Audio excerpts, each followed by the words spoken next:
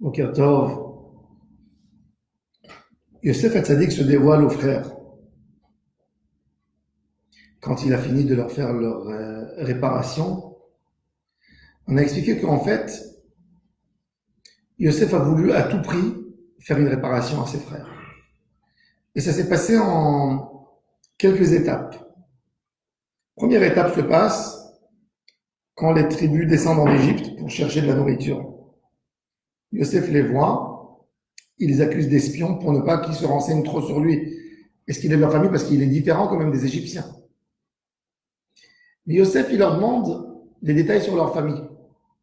Et quand ils lui disent un des frères est mort, n'est pas là, il dit mais il faut bien que vous m'expliquiez pourquoi il n'est pas là. Alors ils lui disent il est mort. Ils veulent pas avouer sur leur faute. Donc Yosef dit c'est pas le moment de se dévoiler. Qu'est-ce qu'il va faire Yosef? Il va passer à une autre étape. Il va dire au moins s'ils veulent pas avouer leur faute à moi, qu'ils avouent à mon papa. Alors il leur dit vous allez retourner avec votre frère Binyamin. Sachant que Yaakov ne va jamais lâcher Binyamin pour venir en route en Égypte. Et pourquoi Yaakov ne va pas lâcher Binyamin? Parce qu'on a une règle dans la halakha, quand deux de la famille sont rentrés dans un type de danger, on ne met pas le troisième dans ce danger. Par exemple, un enfant hémophile, oui, qui a perdu du sang dans la circoncision, il est mort. On fait une autre circoncision dans la famille. S'il y a un autre qui est mort, on n'a pas le droit de circoncire aucun des enfants de cette famille. C'est un danger pour un danger de mort. S'il y a eu deux morts, on ne risque pas le troisième. Jamais. Donc Yaakov ne va jamais laisser Benjamin descendre en Égypte puisque sa femme est morte en route. Pour lui, son fils Yosef est peut-être mort en route. Donc il ne va pas leur donner Benjamin. Comment ils vont convaincre Yaakov? Le seul moyen de convaincre Yaakov de lâcher, de leur donner Benjamin, c'est de lui dire qu'en fait Yosef n'est jamais mort. Il a été vendu. Donc c'est pour ça que Yosef demande à ses frères, vous allez m'amener Binyamin. D'ailleurs, quand ils ont amené Binyamin, Yosef voulait déjà se dévoiler. La preuve, c'est que Yosef leur a fait un festin, une grande fête. Et pourquoi Yosef a fait la fête? Parce qu'il voulait se dévoiler pendant la fête. Mais le Midrash nous raconte que quand Yosef voit Binyamin, il dit à Binyamin, dis-moi, raconte-moi sur ta famille. Et Binyamin lui dit, j'ai 10 enfants.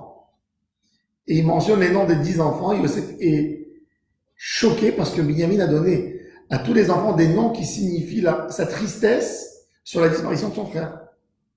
Béla, il a été avalé, etc., etc.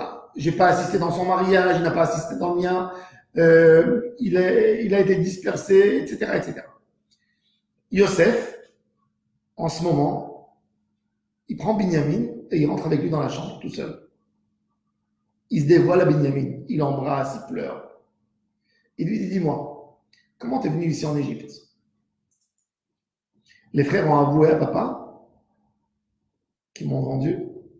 Et il ne le savait même pas, Binyamin. Binyamin dit non, rien, non. Il le savait, Binyamin? Non. Non, il savait pas. Il dit non. Ils n'ont rien dit. Yosef, il dit à Binyamin, écoute, tu vas collaborer avec moi et je vais leur mettre encore plus de pression. Qu'est-ce qu'il fait Yosef? Il fait dans le repas, tout ce qu'il donne aux frères, il donne à Binyamin fois 5. 5 fois plus qu'eux. Il leur offre un cadeau, il donne à Binyamin 5. Et il veut voir si les frères sont jaloux de Binyamin. Et il voit qu'ils ne sont pas jaloux. Donc il dit, ah, ils ont réparé, il y a une réparation qui a commencé à se faire. Qu'est-ce qu'il fait? Il les arrose, il leur donne à boire. Il dit peut-être avec quand ils vont boire, la jalousie va sortir. Et il voit que non. Là, il dit à Binyamin, tu vas collaborer avec moi, on va faire un autre coup. Il va mettre dans le sac de Binyamin la coupe, et en fait, il va accuser Binyamin de voleur, quelqu'un qui a trahi ses frères, etc. Et là, il va voir est-ce qu'ils vont essayer de défendre Binyamin. Et quand il va voir que même là, ils ont tout fait pour défendre Binyamin, il va comprendre qu'il n'y a plus de jalousie et qu'il y a une fraternité entre les frères.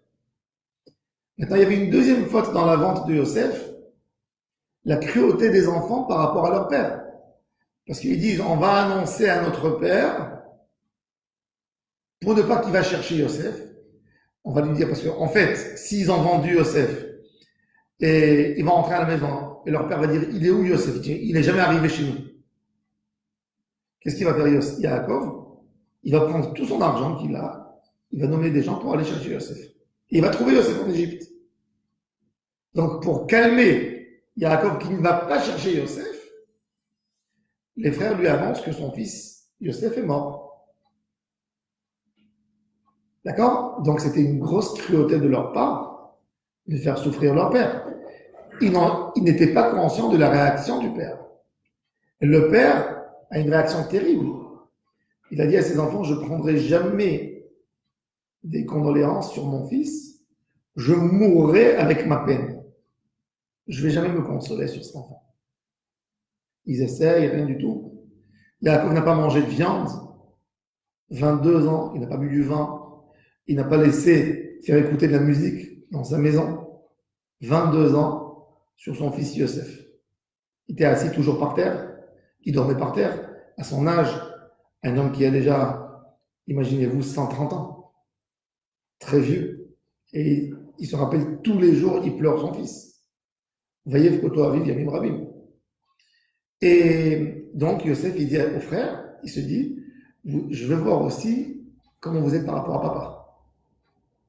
Et quand il entend que Yehuda dit, je ne suis pas capable, je ne suis plus capable de voir mon père dans sa souffrance, c'est là qu'il comprend qu'ils ont fait une teshuva, qu'ils ont réparé même la partie qui était par rapport à leur père. Quand même, il faut savoir qu'ils n'ont pas prononcé un profond regret, et c'est pour ça que le peuple d'Israël a dû payer très cher, avec 10 les plus grands sages de toutes les générations, dont Rabbi Akiva, qu'il fallait payer cette faute morale du peuple juif, et il fallait 10 qui meurent, 10 grands tzadikim qui meurent pour la faute des frères de Yosef, qui l'ont vendu. Rabbi Akiva, Rabbi Ishba Basofer, Rabbi Yehuda ben Baba, Rabban Gamliel, Rabbi Ishmael Kohen Gadol, Rabbi Chutz Pitamet Turgeman, etc. Et donc, il fallait réparer. Mais ça, mais on voit dans le texte écrit Velo Yachol Yosef, Yosef ne peut plus se retenir. C'est-à-dire que l'émotion de Yosef ne lui permettait plus de continuer à jouer le jeu. Mais s'il avait la force, il aurait continué jusqu'au moment où les frères auraient prononcé de leur propre bouche, on souffre parce qu'on avait fait du mal à notre frère Yosef et on le regrette de tout cœur. Là, le regret déjà, quand ils ont découvert que c'était Yosef, c'était un regret, mais plutôt, ils étaient humiliés. Ils avaient honte de leur frère qui est devenu énorme, grand, très riche, très puissant. Donc c'est facile de faire teshuva, de demander pardon à un homme fort. Mais la base de la teshuva, c'était de demander pardon à un homme faible, à un esclave. Quoique, les frères sont venus en Égypte avec le but de prendre Yosef de l'esclavage. Ils emmenaient avec eux beaucoup d'argent pour essayer de chercher Yosef pour le racheter. Ils emmenaient avec eux des armes. En cas que le maître de Yosef ne voudrait pas le libérer, ils vont faire avec lui la guerre pour prendre Yosef. Et bon, donc Yosef se réconcilie avec ses frères. Comment? Maintenant, du moment que Yosef se réconcilie avec ses frères, il faut savoir aussi que Yosef, comme il dit le Ramban nous dit que Yosef n'a pas envoyé une lettre à son papa pendant les 10 ans qu'il était gouverneur d'Égypte. Et ce qu'on comprend, c'est pour ne pas perdre en fait 10 frères. Si Yosef aurait envoyé une lettre à son papa, le père aurait exclu les frères du judaïsme. Et là, que Yosef s'est réconcilié avec ses frères, il n'y a plus rien qui peut attendre, même pas un moment, et il leur dit tout de suite, amenez papa ici. Et Yosef, il veut donner une bonne nouvelle à son père. Qu'est-ce qu'il fait? Il lui envoie des carrosses chargées des bonnes choses d'Égypte. Si les frères, ils sont venus chacun chevaucher son âne, c'est-à-dire ils ont pris avec eux peu de quantité parce qu'ils n'étaient pas riches comme ils étaient avant. Yaakov a perdu beaucoup dans la misère, la pauvreté qu'il y avait en Israël. Il a perdu beaucoup de sa richesse. La preuve, c'est que quand Yaakov, deuxième fois, il leur dit « Amenez-nous peu de nourriture », ils sont descendus chacun avec son âne. Ils n'ont pas amené avec eux des carrosses. C'est-à-dire qu'ils n'étaient pas une situation très riche. Ils ont perdu beaucoup d'argent. Tous les troupeaux sont morts au moment de la famine. Il restait peu d'animaux. Comment tu les alimentes, les animaux? Yaakov, toute sa richesse était son troupeau. Tu peux pas alimenter. Si à la famille, il n'y a pas des herbes, il n'y a rien à boire, il n'y a rien du tout. Donc c'est un vrai problème. Et il leur dit, amenez-moi plus. Qu'est-ce qu'il fait Yosef? Il lui envoie des carrosses pour le chercher. Mais les carrosses, ça a une autre signification. Les carrosses en hébreu, ça s'appelle Agalot. Yosef Hatzadik, il étudie avec son papa la Torah tous les jours. Le jour où son papa l'avait envoyé à Shrem pour voir comment vont ses frères, il a étudié avec son père les règles de Egla Oufa. Egla Oufa sont des règles qu'on accompagne quelqu'un qui est chez nous à la maison. À l'époque, bon, c'est une question aujourd'hui pourquoi on n'accompagne pas les invités comme à l'époque. À l'époque, quand quelqu'un il avait un invité chez lui à la maison, et l'invité il voulait sortir de ville, il fallait lui donner de la nourriture et de la boisson qui peut s'alimenter quelques jours en dehors de la ville dans son voyage. Il fallait l'accompagner pour le rassurer en dehors de la ville jusqu'à 3-4 kilomètres. Et quand on a trouvé un cadavre, un homme qui a été tué en dehors de la ville, et on ne sait pas qui l'a tué, tous les vieux de la ville sortent et ils font une prière et ils demandent à Dieu pardon parce qu'on ne l'a pas assez accompagné à l'homme qui était parmi nous. Ça, c'est la faute de Egla. Enfin, on prenait comment on dit, Egla, une Janice, comment ça s'appelle, Cédric? Comment on prend le veau, là, en femelle? Egla, enfin. Le petit veau femelle. Oui. On prend le veau femelle et on l'amène dans l'endroit où il est mort, on l'égorge. Là-bas, on dit, regardez comme c'est Janice, comment on dit Janice? Une génisse. C'est Janice qui n'a pas eu le temps de se développer, de pouvoir donner du lait et d'amener dans le monde de mettre bas d'autres animaux dans le monde. Même cet homme, il a perdu sa vie. Bon, il y a plusieurs règles de Egla. Enfin, il y a beaucoup de détails dans ces halakhot. Et Yosef a appris avec son papa, c'est halakhot. Comme quoi, ce qu'il a appris, ça s'est passé avec lui. On l'a appris, on l'a presque tué. Oui, il a presque disparu de l'histoire. Et qu'est-ce qu'il fait? Il dit, mon père, ce qui va lui faire plaisir, c'est que je me rappelle jusqu'aujourd'hui de la Torah que j'ai étudiée avec lui le jour de mon départ. Chez les tzadikim, leur seule référence, c'est la Torah. Yaakov Avinu. Vous ne pouvez pas lui dire, papa, c'est moi ton fils. Ce jour-là, on a mangé un steak avant que je suis parti. Le tzadik, il n'a aucune référence sur les choses d'Olam Hazé. Sa seule référence, c'est qu'est-ce qu'on a étudié ce jour-ci. Ce jour-ci, on a étudié la halakha. Yosef voulait montrer au père que c'est le vrai Yosef. Qu'est-ce qu'il fait? Il envoie à son père un signe caché. Les Hagalot, qui rappellent la halakha de Egla Oufa. Et c'est pour ça qu'il est écrit, quand les frères, ils sont venus annoncer à leur père, papa, Yosef est vivant. Tout le monde pleurait d'émotion, les petits-enfants. Yaakov ne les croyait pas au début. Quand il les a crus, Vayar est à Hagalot. Quand il a vu la Hagala, la base, la Torah Akdosha, ce signe extraordinaire qui lui rappelle, parce qu'ils étaient que les deux ensemble en tête à tête, ils ont étudié ça à la fois ce jour-ci. Il a envoyé les Hagalot, je suis fier.